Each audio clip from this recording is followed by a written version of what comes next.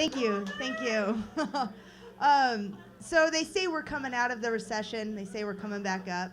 I say those people haven't found a job yet.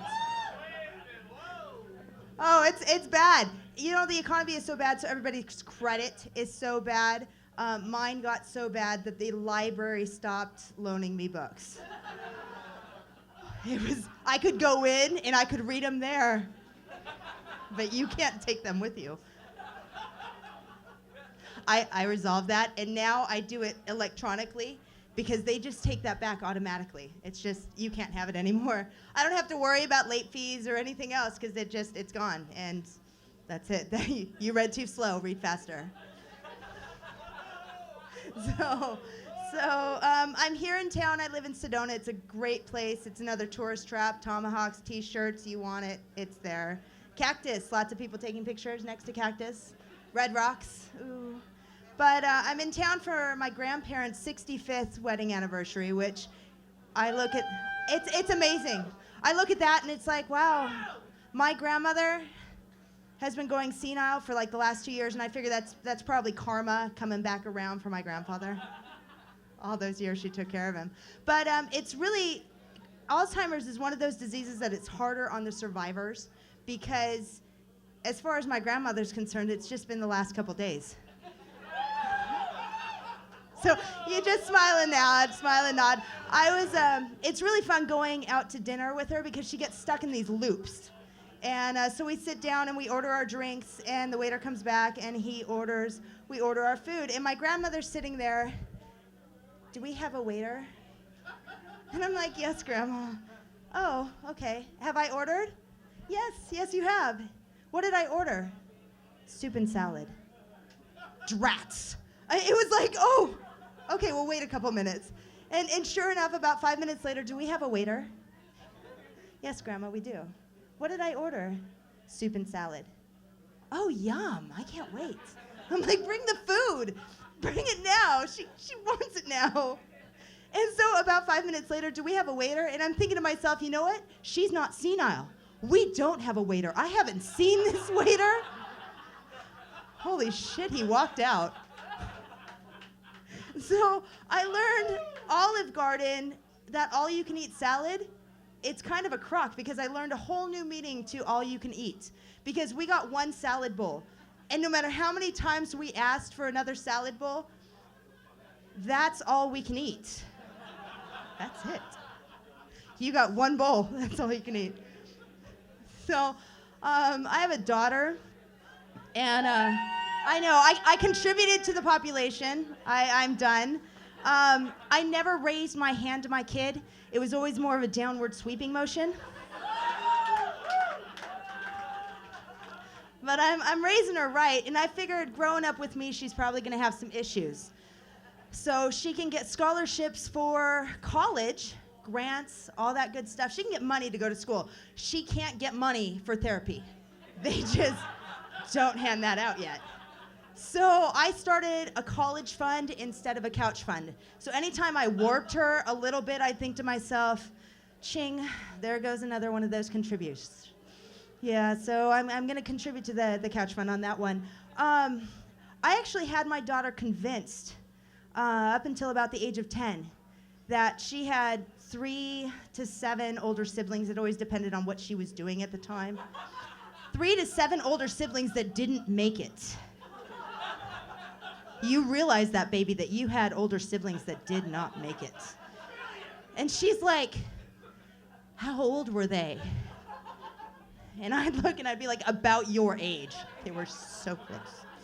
So close.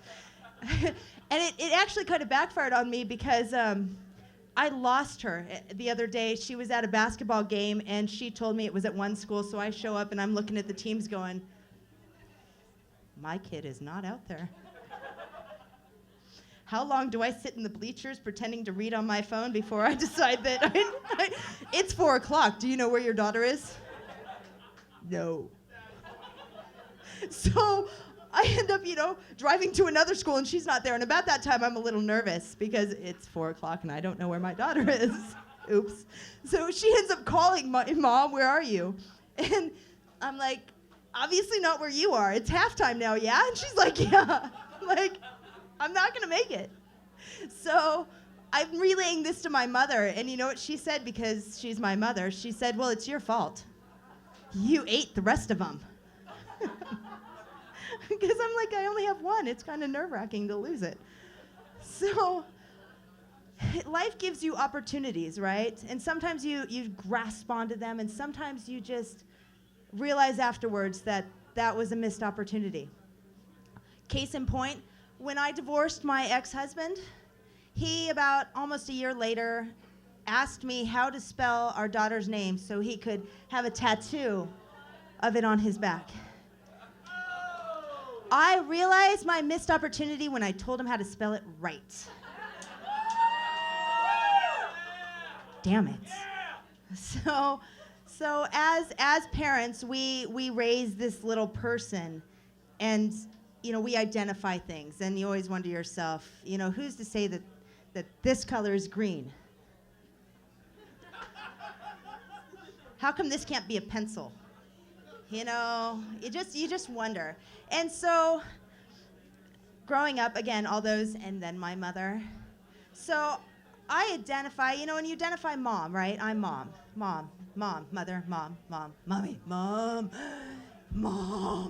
And okay, in a crowd, a kid yells mom, like 50 heads turn, right? I learned with my kid, I taught her Marco Polo. We go through the store, she can't find me. Marco Polo. Marco. It works. Every once in a while you get somebody that screws with her on the next aisle, and she's like, Mom?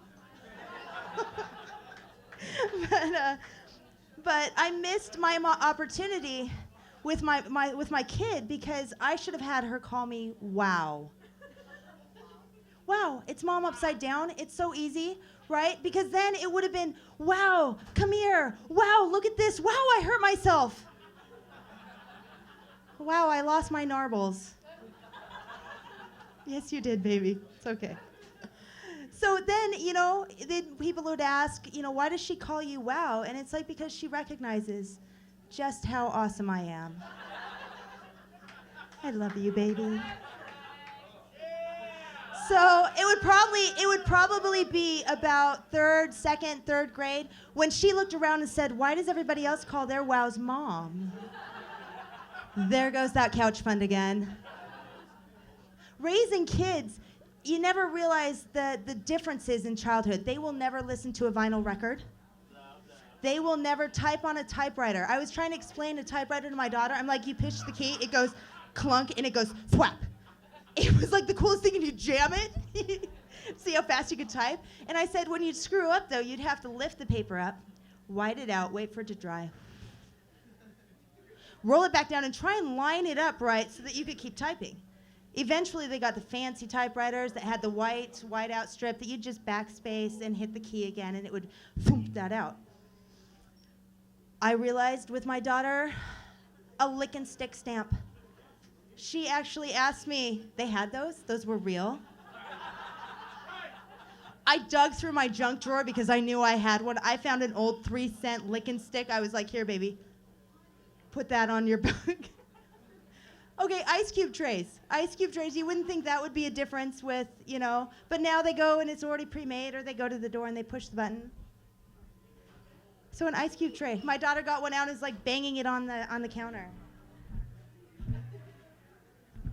How do you get it out?